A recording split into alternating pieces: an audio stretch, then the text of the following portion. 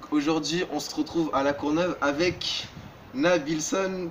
Donc aujourd'hui, on va voir un petit peu, vu que c'est un ancien du workout. Donc en fait, un ancien du workout, quand je dis un ancien, vous tapez Street Workout Reportage, vous avez à peu près combien 4 chances sur 5 de tomber sur toi, non? Ouais, Un truc comme ça. effectivement. Donc voilà, c'est l'un des premiers à avoir fait, à avoir pratiqué et démocratisé, on va dire, le street workout en France. Donc c'est un honneur de te voir ici quand même. Je te remercie d'être venu, Nabil. Pas de soucis, mon frérot. T'inquiète, C'est c'est un une super bon date. gars.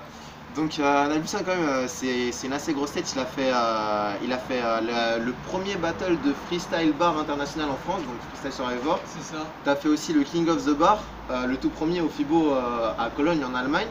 La France a un incroyable talent, Arab Got Talent, enfin bref. De toute façon, il va se présenter, comme les gens ils te connaissent pas forcément ici, j'aimerais savoir un petit peu, enfin présentons en quelques minutes pour les gens qui te connaissent pas.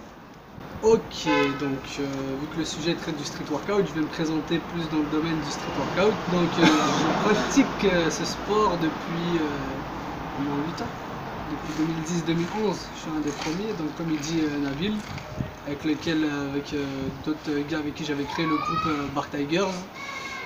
Et donc on a commencé, donc on a été les premiers à faire la Coupe du Monde de street workout, c'était en Allemagne en 2013. Et ensuite on a été les premiers à avoir fait le battle du FIBO quelques mois plus tard. Et après il y a eu une vague de reportages qu'on a pu faire un petit peu partout, M6, TF1, Arte. On a, comme dit Nabil, on a démocratisé le street workout, on l'a fait connaître.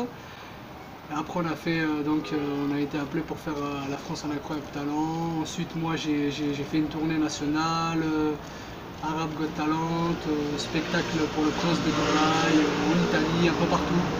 J'ai joué un peu partout, jusqu'à là j'ai encore des bons petits spectacles. Récemment on a fait Das Super Talent, c'est l'équivalent d'Incroyable Talent mais en Allemagne.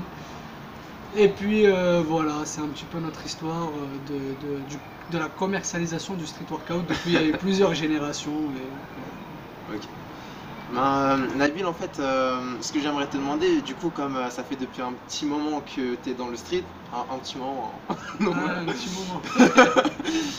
j'aimerais savoir en fait comment est-ce que tu es tombé dessus et qu'est-ce qui t'a donné envie de pratiquer en fait. Qu'est-ce qui a fait que tu te sois lancé dans le street? Alors faut jamais oublier les gens qui nous ont motivés pour commencer ce sport. Et moi, comme je l'ai toujours dit dans tous les reportages que j'ai fait et toutes les fois où j'ai discuté, c'est Hannibal Forking. L'américain qui a, je pense, inspiré plus d'un dans ce sport, mais il faut dire la vérité, c'est grâce à lui que ce sport il a commencé en France aussi. Parce que sans lui, nous, on n'aurait pas commencé. Tu m'as dit c'est principalement Hannibal Forking qui t'a commencé, mais quels étaient tes objectifs au tout début quand tu as commencé le street workout? Est-ce que c'était plus le côté artistique, le fait de se muscler à l'extérieur ou c'est quoi exactement? Moi, ça a direct été l'idée du monde du show. Et je voyais qu'il n'y avait il y avait pas grand monde dans le monde du street workout qui y avait pensé. Vu qu'ils étaient tous dans la compétition, j'y étais aussi, mais à force et à mesure, j'ai trouvé que c'était plus le monde du spectacle qui payait.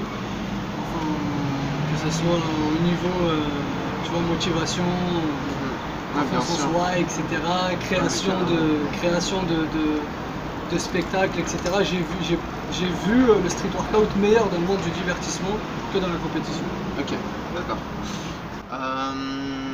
Ok, bah là du coup tu m'as dit que ouais, tu t'es beaucoup plus retrouvé dans tout ce qui était milieu du divertissement, que ça motivait un petit peu plus et que généralement bah du coup les gens à mon avis ils sont plus contents de voir ça. C'est vrai que quand même c'est pas mal, c'est assez impressionnant. Ça fait 8 ans du coup que tu es là-dedans et quand même qu'est-ce qui fait que tu t'accroches toujours en fait? Parce que c'est quand même ta passion, tu me dis que tu as encore des contrats, enfin des shows de prévus et tout. Il est un petit peu partout un avis hein. Mais du coup j'aimerais savoir en fait qu'est-ce qui fait que tu kiffes en fait toujours le truc en fait. C'est quoi ce que te tient avec ce sport? En fait, il faut se dire une chose, c'est que le street workout, quand on a commencé, c'est que les gens n'y voyaient aucun avenir. Jusqu'à aujourd'hui, ça reste un petit peu difficile, mais quand on fait le calcul, je me dis que quand même, grâce au street workout, j'ai été à Dubaï, j'ai rencontré le prince de Dubaï, j'ai fait plus de 10 émissions de télé, j'ai été en Italie, à Londres 2 fois. Tu vois, ça reste une passion.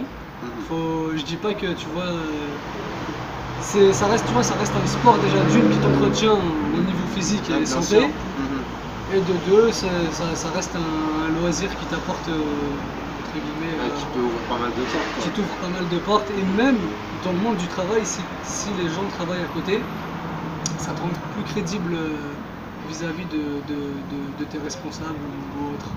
Ok, bah nickel. Là maintenant ça sera une question un petit peu plus spécifique. Ta figure préférée c'est la planche, il me semble, c'est ça, non? Pourquoi la planche? En fait, ma figure préférée c'est la foule planche, mais va comprendre pourquoi. En fait, quand j'ai commencé le workout, je crois que j'avais déjà un petit peu de gainage en moi et quand j'essayais à faire des figures de planche, drapeau, tout ça, etc., ça passait un petit peu mieux que les autres. Du coup, je me suis entraîné sur ça et c'est venu et je me suis accroché à ça. Malgré tout qu'il y ait des blessures après qui m'ont arrêté, mais même quand j'arrête au moins 2-3 mois, j'ai toujours la full planche. Ouais, il reprend direct, hein, c'est... Non, quand même, il est interminable, hein, faut le dire. Maintenant, là, on est à combien de minutes, Samy? On est à 6 minutes. 6 minutes? Ouais. Ok, bah nickel. Je vais te poser encore quelques petites questions, du coup. Vas-y, dis-moi la vie. Pourtant, en fait, comment dire, le street workout, pour toi, genre... Attends, non, je t'ai déjà posé la question, du coup, mais... attends. C'est quoi, je pense, on va faire un cut. Dis-moi, genre, imagine que tu as un débutant en face de toi qui veut se lancer dans le street workout, Ouais. et toi, tu as peut-être un conseil, ou deux ou trois à ta devoir à lui donner. Qu'est-ce que ça serait, honnêtement? Moi, le conseil que j'ai à lui donner, c'est déjà avant de commencer le street workout, c'est fixer-toi bien un objectif de pourquoi tu commences ce sport. Si c'est pour frimer ou je ne sais quoi, Ça tient pas ou longtemps. si c'est juste pour l'effet de mode, effectivement, ça tient pas longtemps. J'en ai vu plein arriver, ils sont restés 1 an, 2 ans. Ou si c'est pour vivre du street workout, gagner de l'argent, etc., etc. Ah, non c'est plus. chaud. C'est chaud non plus. Tu vas tenir 2 ans, 3 ans, puis après tu vas te dire ah ouais mais merde, mais ça veut pas avancer. Allez, moi j'arrête. Il faut Mhm, vraiment faire ça par passion, mhm. par amour du sport. Ok. Bah écoute, Nabil, je pense qu'on a fini et je te remercie hein, d'être venu quand même.